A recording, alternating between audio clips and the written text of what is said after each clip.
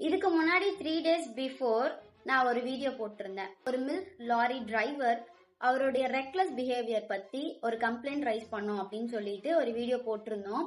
அதுக்கு ப்ராப்பரான ஒரு ஆன்சர் நமக்கு கிடைச்சிருக்கு. ஸோ அது என்ன அப்படின்றத ஒரு ஆடியோவா நான் அட்டாச் பண்றேன். பார்த்துட்டு நம்ம வீடியோ கண்டினியூ பண்ணலாம். நாங்க ஸ்ரீரங்கம் மில் ப்ராடக்ட்ஸ்ல HR அவினாஷ் பேசுறேன். ஸோ உங்களுக்கு ஒரு கம்ப்ளைண்ட் ஒன்று வந்துருந்தேன் மேம். உங்களுக்கு மார்க்கெட்டிங் மேனேஜர் அவர் எங்களுக்கு ஃபார்வர்ட் பண்ணியிருந்தாரு.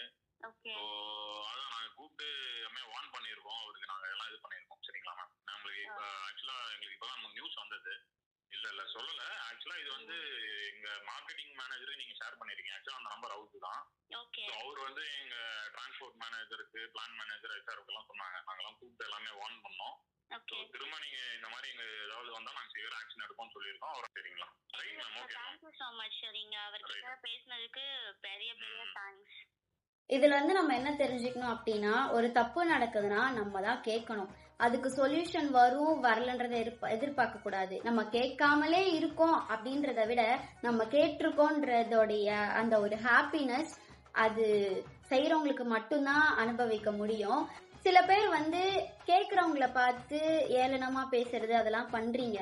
ஆனா பேசுறதுக்கு உங்களுக்கு ரைட்ஸ் கிடையாது. ஏன்னா உங்களுக்கு பேசுறதுக்கே தகுதி இல்ல.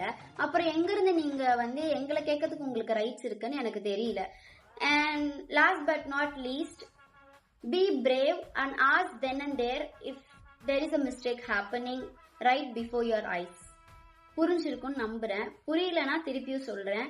உங்க கண் முன்னாடி ஒரு தப்பு